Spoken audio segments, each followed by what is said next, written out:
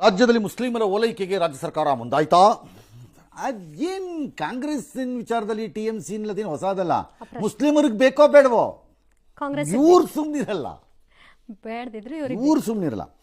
ವಸತಿ ಆಯಿತು, ಇದು ಸಾರಿ ಗುತ್ತಿಗೆ ಆಯಿತು. ಈಗ ವಸತಿ ಇಲ್ಲಿ 10% ಇದ್ದಿದ್ದು 15% ಮಾಡಿದ್ದಾರೆ ಅಂತ. Government of India regulation direction ಇದೆಯಂತೆ, 10ರಿಂದ 15 ಮಾಡ್ಕೋಬೋದು ಮೈನಾರಿಟಿಗೆ ಅಂತ. ಮೈನಾರಿಟಿ ಅಂದರೆ ಈಗ ಒಂದು ಹೊಸ ಸ್ಕೀಮ್ ಸ್ಟಾರ್ಟ್ ಆಗಿದೆ. ಅದರಲ್ಲಿ ಜೈನರು ಇದ್ದಾರೆ, ಕ್ರೈಸ್ತರು ಇದ್ದಾರೆ.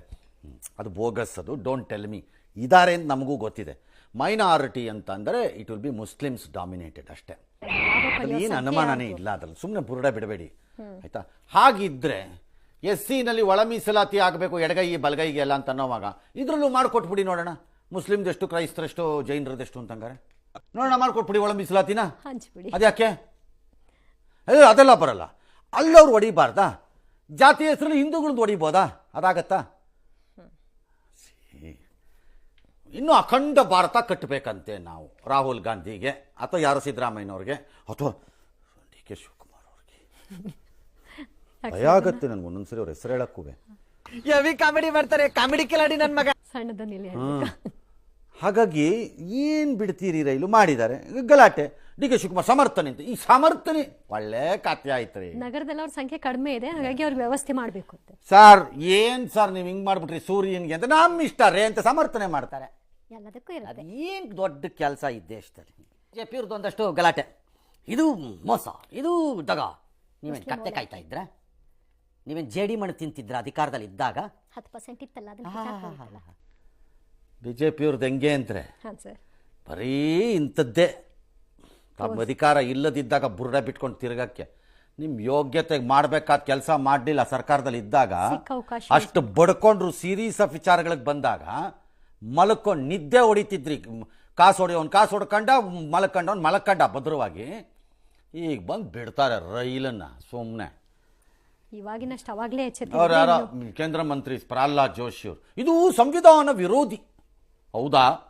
ನೀವೇ ಅಂಬೇಡ್ಕರ್ದು PA ಅಂಬೇಡ್ಕರ್ PA ಇವರು? ಸಂವಿಧಾನ ವಿರೋಧಿ ಆದರೂ ಹೋಗ್ರಿ ಸುಪ್ರೀಂ ಕೋರ್ಟ್ಗೆ ಹೇಳ್ರಿ. ಅಲ್ಲಿ ಬಾಕಿ ಇದೆಯಲ್ಲ ಪೆಟಿಷನ್ನು, ಧರ್ಮ ಆಧಾರಿತ ಮೀಸಲಾತಿ ಕೊಡೋಂಗಿಲ್ಲ ಅನ್ನೋ ಪೆಟಿಷನ್ ಬಾಕಿ ಇದೆಯಲ್ಲ, ಅದನ್ನು ಸೆಟ್ಲ್ ಮಾಡಿಕೊಡಿ ಅಂತ ಕೇಳಿಸ್ರಿ ನಿಮ್ಮ ಕೇಂದ್ರ ಸರ್ಕಾರದ ಕಡೆಯಿಂದ. ಕೇಳಿಸಿ, ಯಾವನ್ ಬೇಡ ಅಂದಿರೋನು. ಸುಮ್ಮನೆ ಇಲ್ಲಿ ನಮ್ಮ TV ಮುಂದೆ ಬಂದು ಸಂವಿಧಾನ ವಿರೋಧಿ ಅಂತಂದ್ರೆ ಏನು ನಾವೇನು ಬಡ್ಕೊಂಡು ಸಾಯ್ಬೇಕಾ? ಸ್ವಾಮಿ ಗಲಾಟೆ ಇನ್ನೂ ಮುಗಿದಿಲ್ವೇನ್ರಿ? ಯಾಕೆ ಬೇಗ ಬೇಗ ಸಾಯಿಸಕ್ಕಾಗಲ್ವಾ? ಸತ್ರು ಅಲ್ಲ, ಇಶ್ಯೂನ ಎಷ್ಟು ದಿನ ಎಳಿತೀರಪ್ಪ? ಅದಾದ್ಮೇಲೆ ಏನೇನು ಇಶ್ಯೂ ಬಂದಾಗೋಯ್ತು. ಏನಪ್ಪ ಮುಗಿಸ್ರಪ್ಪ, ಸುಮ್ಮನೆ ಮುಗಿಸ್ಬಿಟ್ಟು ಊತಾಕಿ ಒಳಕ್ಕೆ. ಯಾರದ್ದು ಜವಾಬ್ದಾರಿ ಇಲ್ಲ, ಯಾರದ್ದು ತಪ್ಪಿಲ್ಲ. ಪರಿಹಾರ ಕೊಟ್ರಲ್ಲ. ಯಾರು ಕಾಲು ತುಳಿತಕ್ಕೆ ಬಂದರು ಅವ್ರು ಅವತ್ತೆಲ್ಲ ಬೆಳಗ್ಗೆ ಚೆನ್ನಾಗಿ ತಿಂಡಿ ತಿನ್ಕೊಂಡ್ ಬಂದಿರಬೇಕು. ಹಂಗಾಗಿ ಎಕ್ಸ್ಟ್ರಾ ಉತ್ಸಾಹದಲ್ಲಿದ್ರು, ಒಬ್ಬರ ಮೇಲೆ ಒಬ್ರು ಬಿದ್ದು ಸತ್ತರೋ ಅಷ್ಟೇ. ಕೊಟ್ಬಿಟ್ಟು ಅದ ಕಡೆ ಕೈ ತೊಳ್ಕೊಂಡು ಹೋಗೋದು ಬಿಟ್ಟು ಎಳಿತೀರಲ್ರಪ್ಪ ಸುಮ್ಮನೆ. ಹೋಗಸಪ್ಪ. ಆಮೇಲೆ ಹೊಸ ಬಿಲ್ ಬೇರೆ ತರ್ತಾರಂತೆ. ಏನು ಸಾರ್ ಬಿಲ್ಲು? ಮಾರ್ಗಸೂಚಿ ಬಿಲ್ಲು ರಾಜ್ಯ ಸರ್ಕಾರದವರು. ರಾಜಕೀಯ ರ್ಯಾಲಿಗಳು ಪ್ರಾಯೋಜಿತ ಕಾರ್ಯಕ್ರಮಗಳಿಗೂ ಅನ್ವಯ ಅಂತೆ. ಓಹೋ, ಠಾಣೆದು ಪೂರ್ವಾನುಮತಿ ಪಡಿಬೇಕಂತ ಈಗಲೂ ಇದೆ. ಪೂರ್ವಾನುಮತಿ ಕೊಡಲ್ಲ ಅಂತ ಕಬ್ಬನ್ ಪಾರ್ಕ್ ಹೇಳಿದ್ದಕ್ಕೆ ನೀವು ಕೊಟ್ಬಿಟ್ರಿ ಸಿದ್ದರಾಮಯ್ಯನವರೇ. ನೀವೇ ಕೊಟ್ಬಿಟ್ರಿ. ಅದು ಬೇಡ ಅಂದಿದ್ರು. ಆಯ್ತು, ಆಯಾ ಪೊಲೀಸ್ ಠಾಣೆಯಲ್ಲೇ ಅದೇ ಪೊಲೀಸ್ ಠಾಣೆಯಲ್ಲೇ ಹಾಕೋದು, ಆಯಾ ಪೊಲೀಸ್ ಠಾಣೆಯಲ್ಲೇ ಹಾಕೋದು. ಏನು ಇಲ್ಲಿದ್ದಕ್ಕೆ ಹೋಗಿ ಉತ್ತರ ಪ್ರದೇಶಕ್ಕೆ ಹಾಕ್ತಾನೆ ಯಾವನರ್ವೆ? ಸಾವು ನೋವಿಗೆ ಕಾರ್ಯಕ್ರಮ ಆಯೋಜಕರದ್ದೇ ಜವಾಬ್ದಾರಿ. ಹೌದಾ?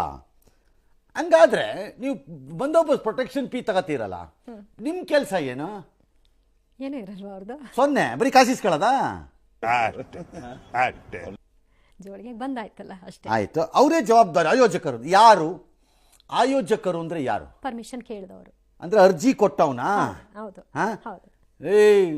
ಪಾರ್ಟಿಗಳಲ್ಲಿ ಮತ್ತು ಫಂಕ್ಷನ್ಗಳಲ್ಲಿ ಬಾಯಿ ಬಂದಂಗ ಅರ್ಜಿ ಗಿರ್ಜಿ ಕೊಟ್ಬಿಟ್ಬಿಡ್ಬೇಡಿ. ನಿಮ್ ದುರದೃಷ್ಟ ಕೆಡಬಿಟ್ಟು ಏನಾರು ಯಾವನ ತುಳಿಗಿಳ್ಕೊಂಡು ಇಬ್ರು ಸಾತೋಗ್ಬಿಟ್ರೆ ನಿಮ್ ಕುತ್ಕೆ ತಂದಿಟ್ಬಿಡ್ತಾರಲ್ಲ. ಈಗ ಆಫೀಸರ್ಗಳಿಗೆ ತಂದಿಟ್ರಲ್ಲ, ಈ CM, DCM, HM, home minister ಎಲ್ಲ ಸೇರ್ಕೊಂಡು ಆ 3 ಜನ ಆಫೀಸರ್ಗಳ ತಲೆಗೆ ಇಟ್ಟರಲ್ಲ, ತಂದು ಸೇಮ್ ಇಟ್ಬಿಡ್ತಾರೆ ನಿಮ್ಮ ತಲೆಗೆ. ಆಮೇಲೆ ಹುಷಾರಾಗಿರಿ, ಸೈನ್ ಕೊಟ್ಟಿರಾ ಬಕ್ರಾಗಳ ತರ. ಬೇಕಿದ್ರೆ ಸಿದ್ದರಾಮಯ್ಯನವರೇ ಸೈನ್ ಕೊಡ್ಲಿ ಕಾಂಗ್ರೆಸ್ ರ್ಯಾಲಿ ಆಗ್ಬೇಕು ಅಂದ್ರೆ. ಅಥವಾ ಅಧ್ಯಕ್ಷ ಡಿ ಕೆ ಶಿವಕುಮಾರ್ ಯಾಕೆ ಕೊಡ್ಲಿ? ಅವರೇ ಇನಿಷಿಯೇಟಿವ್.